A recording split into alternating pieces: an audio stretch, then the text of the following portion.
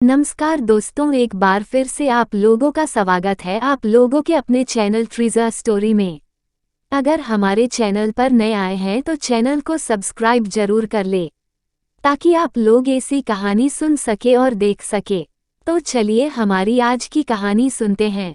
बात 17-18वीं शताब्दी की है, जब सिंधिया राजवंश अपने शीर्ष पर था और ग्वालियर के किले से लगभग पूरे उत्तर भारत पर शासन कर रहा था। ग्वालियर का किला सिंधिया राजपरिवार के खजाने, हथियार व गोले बारूद रखने का स्थान था।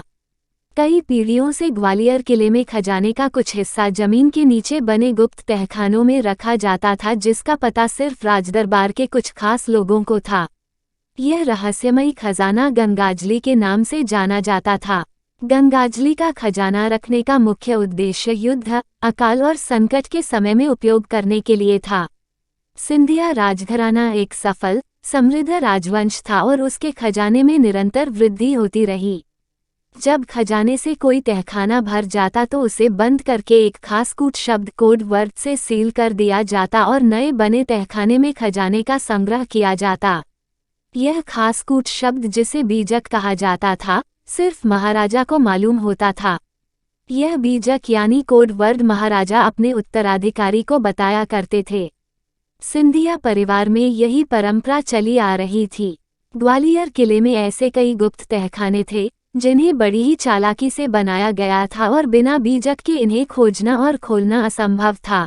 1843 में सर माधवराव के पिता जयाजीराव सिंधिया महाराजा बने, जिससे तहखानों और बीजक का उत्तराधिकार भी उन्हें मिला। सन 1857 में कुछ समय के लिए किले पर विद्रोहियों ने कब्जा कर लिया, जिसे बाद में अंग्रेजों ने अपने कब्जे में ले लिया। महाराज जयाजीराव अपने खजाने के प्रति निश्चिंत थे, क्योंकि वो जानते थे खजाने को खोज पाना विद्रोहियों के लिए असंभव था। यही हुआ भी, लाख प्रयासों के बावजूद उन्हें खजाने का नामोनिशान नहीं मिला। जब किले का अधिकार अंग्रेजों को मिला तो जीवाजीराव को बड़ी चिंता हुई कि संभवतः अंग्रेज कहीं खजाने तक न पहुंच जाएं। सन 1886 में जब अंग्रेजों ने किले का अधिकार पुनः सिंधिया परिवार को सौंप दिया और महाराज जयाजीराव ने चैन की सांस ली।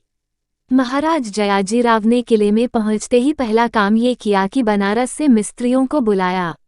उन मिस्त्रियों को चलने से पहले गौ माता की सौगंध दी गई और आंखों पर पट्टी बांधकर ट्रेन में बिठाकर ग्वालियर लाया गया।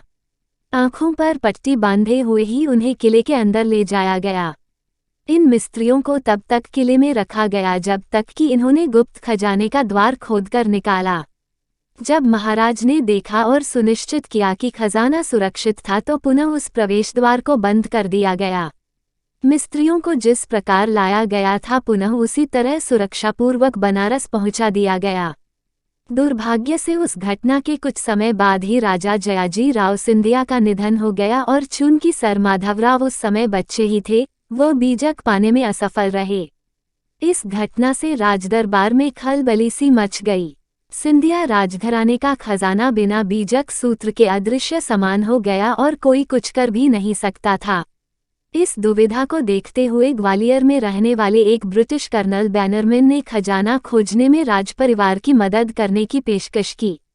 राजदरबार ने कर्नल को अनुमति दे दी। कर्नल पूरे जी जान से किले की छानबीन में लग गए।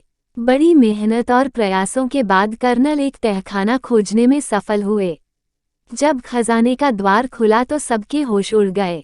कर्नल बैनरमैन के शब्दों में यह खजाना अली बाबा के खजाने की कल्पना को हकीकत में देखने जैसा था। खजाने में 6 करोड़ 20 लाख सोने के सिक्के निकले, लाखों चांदी के सिक्के, हजारों की संख्या में बेशकीमती दुर्लभ रत्न, मोती, हीरे जवाहरात निकले।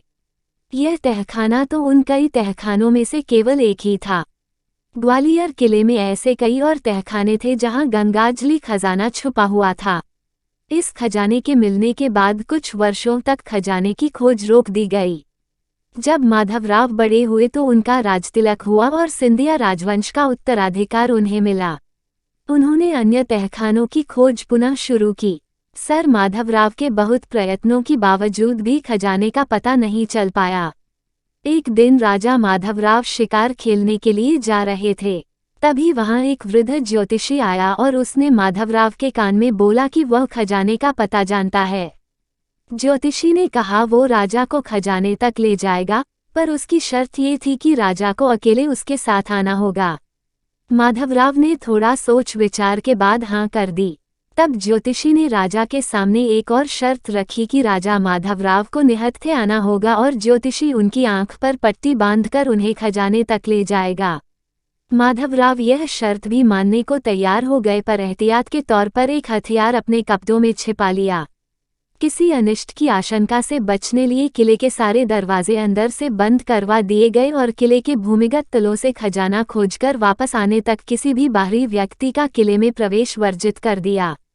ज्योतिषी राजा माधवराव को किले के अंदर कई गुप्त रास्तों से ले जाते हुए आखिरकार खजाने तक पहुंचा दिया। तहखाने के भीतर जाते हुए राजा माधवराव को ऐसा लगा कि कोई तीसरा व्यक्ति भी उनके साथ साथ पीछे चल रहा है। जान का खतरा समझकर उन्होंने अपना हथियार निकाला और ताकत से प्रहार कर दिया। यह सब कुछ सेकंडों में हो गया। माधवराव को बस इतना आभास हुआ कि दिया गिरा, लौ बुझ गई और उनके प्रहार से किसी इंसानी खोपड़ी के चटकने की आवाज आई। बदहवास माधवराव तेजी से बाहर भागे।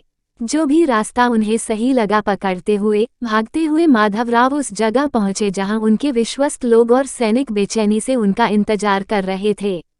बाहर आने के थोड़ी देर बाद जब माधवराव इस दहशत से कुछ उभरे तो उन्हें ऐसा विचार आया कि संभवतः उन्होंने अपने कदमों की प्रतिध्वनि ही सुनी थी और असल में उनके पीछे कोई भी नहीं था।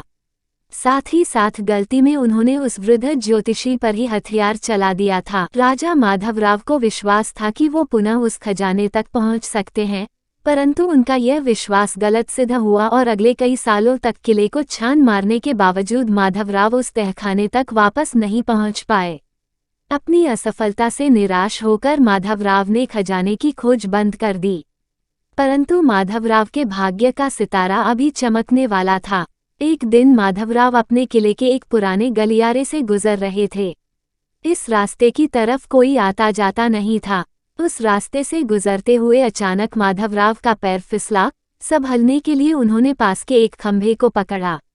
आश्चर्यजनक रूप से वह खंभा एक तरफ झुक गया और एक गुप्त छुपे हुए तहखाने का दरवाज़ा खुल गया।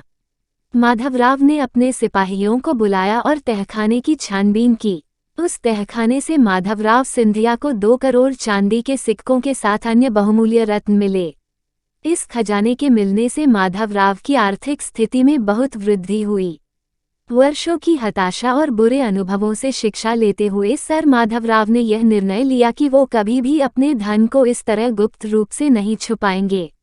राजा माधवराव ने अपने खजाने को रुपयों में बदला और मुंबई लाकर उद्योग जगत की कई बड़ी कंपनियों में निवेश किया।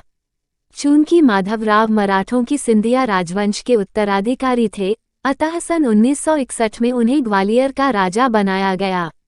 परंतु सन 1971 में संविधान के 26वें संशोधन के कारण उनकी राजशाही खत्म कर दी गई और उनके सभी विशेषाधिकारों को हटा दिया गया।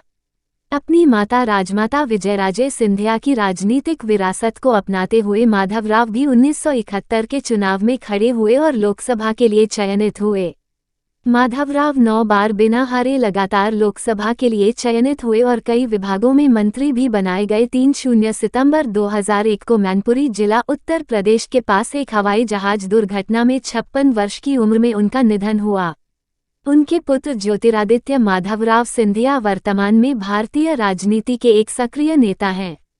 सिंधिया एक हिंदू मराठा राजघराना है जिसने ग्वालियर स्टेट पर 18 से 19वीं सदी तक राज किया। सिंधिया परिवार कुंबी जाति के राजसी मराठा है। सिंधिया शब्द मराठी के शिंदे का अंग्रेजी अपभ्रंश रूप है। 1947 में आज़ादी मिलने के बाद सिंधिया राजवंश के सदस्य राजनीति में आ गए। खजाने की कहानी अच्छी लगी तो दोस्तों हमारे चैनल को सब्सक्राइब जरूर करें ताकि मैं जब भी ऐसी कहानी यूट्यूब पर डालूं तो आप लोग को पता चल जाए और आप लोग उसे पढ़ सकें। अपने अनुभव और सवाल नीचे कमेंट करें। धन्यवाद। आपका दिन शुभ रहे।